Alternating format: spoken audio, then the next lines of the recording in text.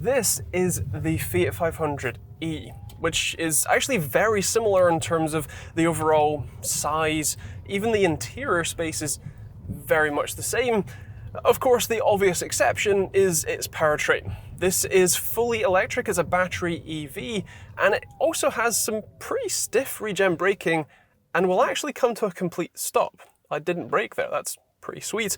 I also have different E-modes down on the center console that you can switch through, which I assume changes that option if you do want to have it as a more sort of standard driving experience. But the one thing that I noticed just from getting in the car compared to the Corsa E that I've also got a video on, check that one out, is the fit and finish and even the ride quality just seems slightly nicer in this. It's a slightly nicer place to be. The steering wheel is a slightly nice soft touch, I assume faux leather rather than real leather, but it's just a slightly nicer place to be.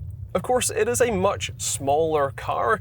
You don't have, well, let's say great rear legroom, so if you do want to bring any passengers, I'd make sure they have short legs. In terms of the maneuverability in and around town, we're on the city handling course at Millbrook, and it's doing pretty well. There is a reasonable amount of road noise. The tires certainly aren't the most, well, silent, but the handling is remarkably easy. The turning circle is great. Still doesn't feel quite as good as the Honda E. That definitely has the edge in sort of city driving nippiness, but again, being an EV, if you do need to, well, pull out of a junction nice and quickly and you plant your foot, it still has some go. It still has that instant torque that kicks you back in your seats, although even at full throttle, it doesn't feel quite as, well, fast and responsive. As far as a little city car goes, I think this is honestly a pretty good option compared to the standard Fiat 500. Of course, this won't have the same range and power capabilities as the standard one, but I think that it's a good replacement for that sort of city car style where for the vast majority of the time, cars like these are only really nipping to the shops and back or visiting friends or taking your trip to work. They're not necessarily for those sorts of long motorway journeys. One thing I did notice is that the pedal box down here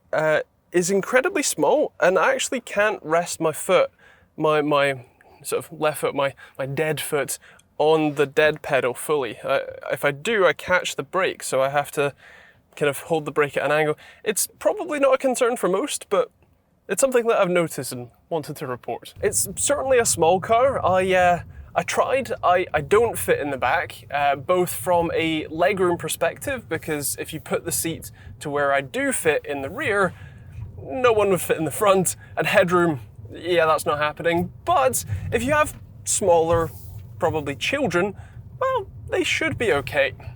But let's face it, the sort of thing that you're gonna put back there is your shopping, and actually, it's plenty fine for that. Comfort here is fine. Of course, it's not the most refined or luxury experience, but neither's the standard car, and it's good enough. Certainly for that sort of city driving, you'll have a reasonable enough time here. Realistically, I think the target market for this type of vehicle are the type of person who would buy a standard Fiat 500, and so the fact that they now have a fully electric option is really good. I also wanted to mention that for some reason Fiat decided that they should put a button as the door handle instead of a door handle. Although, because that's an electric button, they also have an emergency physical door handle down at the bottom.